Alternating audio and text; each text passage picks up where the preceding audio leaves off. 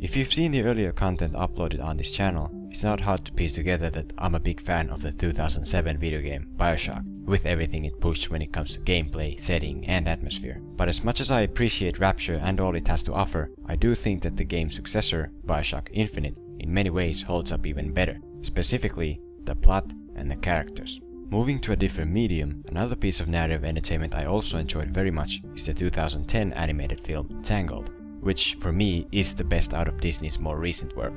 Sorry. Why this is boils down to the same exact aspects as with Bioshock Infinite, the plot and the characters. Take both of these properties and compare them with a quick glance, the gap between them does feel very wide. One is a 100-minute movie, the other a lengthy interactive video game. Two entirely different things. But look past what's at the top of the cover and focus only on what's within the case, this gap starts to close up. It took me a while to put together why this is, but the reason I like Tangled is also the reason I like Bioshock Infinite. This reason is the story. And when you take a closer glance at how they tell it, turns out these two different narratives aren't actually that different.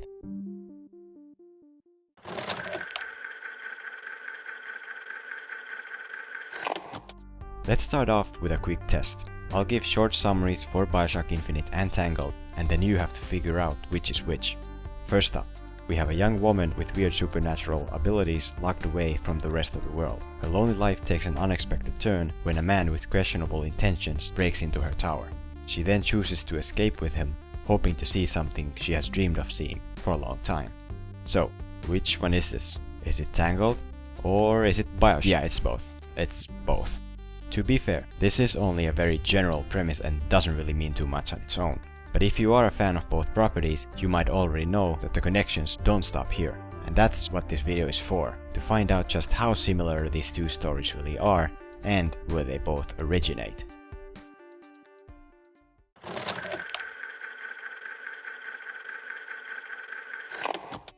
The female protagonist is where Tangled and Infinite have in common the most.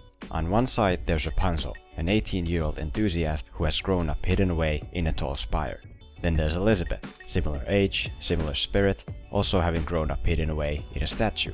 But the resemblance doesn't end at the vague description, it continues on to appearance, personality, everything. They're both clever, adventurous, diligent, cautious but brave, with big eyes and kind hearts. Also, their only friend is a single animal, be that real or machine. And they're both actually the daughters of the kingdom's leaders, which gets revealed down the line. Plus they like to paint, and sing, and dance. They really love to dance. What could be better than this? When it comes to goals, neither woman is without dreams of leaving their home. Rapunzel really wants to go out to see the lanterns that get released each year on her birthday. Elizabeth, on the other hand, fantasizes of visiting Paris. A daunting task for both, but ultimately not daunting enough to discourage them from trying. And then there's the powers. Elizabeth can open tears across different realities, an ability she gained from being in two places at one time. Rapunzel, she can heal people with her magical hair. The difference here is magic versus science fiction, but the core likeness again still remains. Close it! Close it! Trying! Close it now! All these similarities only grow as their journey in the story advances, but we'll circle back to that soon. First, let's take a look at the person they journey with.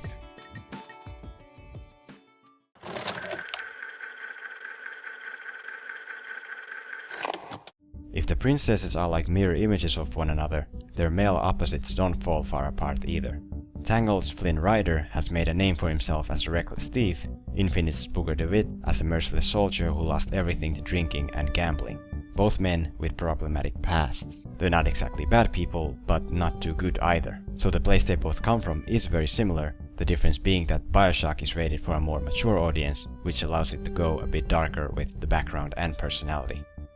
In short, the men find their way to the tower, they climb up and inside, where they then meet the girl and help her escape, for selfish reasons. Booker needs to settle his debt, Flynn just wants to get back the crown he stole and lost. Because of this, they both try to ignore the annoying qualities of the girl and promise to take her where she wishes to go. Not because they want to, not because they care to, because they have to. Oh, this is wonderful! Oh, come dance with me, Mr. I Twin. don't dance. Come on, let's go. No. Sorry, boys. I don't sing. Even though the attitude the men have for the girl at the start is less than amused, this starts to change as time passes. Bit by bit they actually start to care about her. Then just as their feelings for her get strong, they lose her to the villains in a heartbreaking moment and then desperately effort to get her back. And when they finally reach the end of their journey, they have learned to love her more than anything else in life. In a bit different ways, sure, but love regardless. So, both Flynn and Booker start off as disreputable rogues, but during the course of the story, they successfully confront their dark past and transform into better people in the process. All because of this one girl their path led to.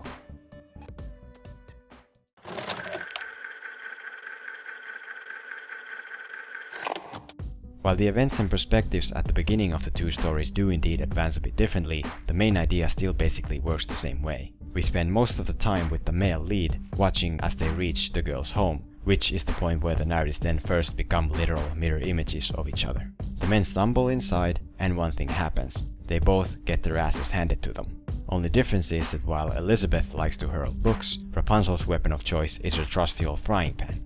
And surprisingly, she can also be a tad bit more violent. Alone at last. Or maybe not. Come on. Everything's gonna be okay. Will you just turn around and talk to me and we can... When introductions are out of the way, the pair flees the tower and goes on the lam, chased by the person who kept the girl locked away, plus their henchmen, as well as the officials. In Tangled, this means more songs and skillet wielding, in Bioshock, gunning down hordes of armed enemies. But this divergence in content can be marked down to one product being a Disney movie and the other a first-person shooter. As for the overall plot, the journeys still follow along the same path. This path includes stuff like dancing, singing, swinging around from skylines or from hair, trekking through the vast kingdom, the man getting saved from certain death by the girl's powers, the girl realizing the man's true intentions and that he doesn't actually care about her, the girl getting captured by the main villain just to be locked away again, the man then fighting through insurmountable odds to save her. I mean hell, even the girl's backstories turn out to be the same. Both were taken from their parents as infants. Shut down the machine now! Do it! Give me back my daughter! No!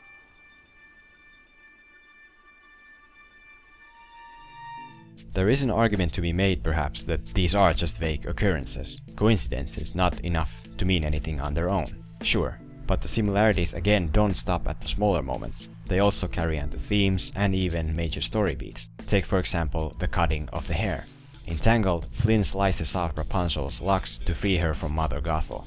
In Infinite, Elizabeth does this to herself after she was forced to kill for the first time. This is a visual change in personality, signaling how the girls have both matured and moved on from what they were in the past, from girlhood into womanhood. It's not all the same though, as becomes evident when the stories reach the finish line. People who have seen both endings know for a fact that they are pretty unalike, which is apparent in the protagonist's type of relationship, as well as how things are ultimately left off. But again, this comes from the fact that Tangled is a Disney movie meant for the whole family, while Infinite is not. Consequently, the game is able to go a bit grimmer in tone and leave the player with quite a lot to think about.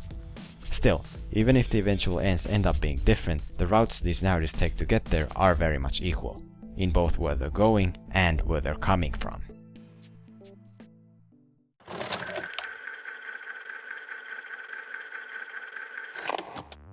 When it comes to Bioshock Infinite, there are a number of influences it clearly takes after. It draws from classic fairy tales, it draws from the work of the Mouse House. In many ways, Elizabeth can be seen as an evolved version of the traditional Disney princess. But there is one story it follows more than any other, the story that also serves as the direct inspiration for Tangled, the age-old girl in a tower fairy tale, Rapunzel. Written all the way back in the 1800s, made famous by the Brothers Grimm. The elements are all here.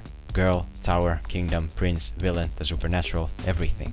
Both Tangled and Infinite successfully take this simple premise and make it into something new, in their own ways, creating a compelling narrative with a lot to enjoy, just like many people, including yours truly, do.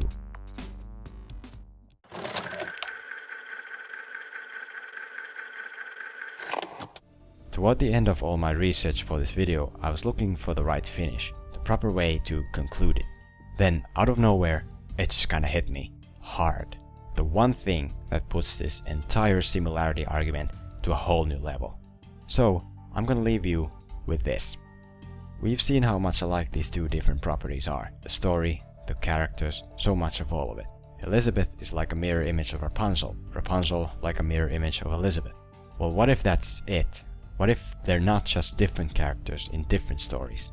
What if they're the same character in the same story, just in different realities? Crazy, stupid, not possible, I know. But Bioshock fans keep in mind constants and variables. In this case, there's always a light of some form, house or internal. There's always a man with a dark past. There's always a girl with supernatural abilities. And there's always a tower. Constants and variables, intentional or not. And let's face it, with Ken Levine, you never know. Thank you all very much for watching, once again. If you're a fan of Tangled and Bioshock Infinite, I highly recommend going through them back to back to get a real sense of what this video is talking about. And if you know some similarities I missed, or if you think they're not actually alike at all and I'm just delusional, be sure to leave a comment below to share your thoughts. Also, check out my video discussing the potential Bioshock movie we got earlier this year if you haven't already. Thanks.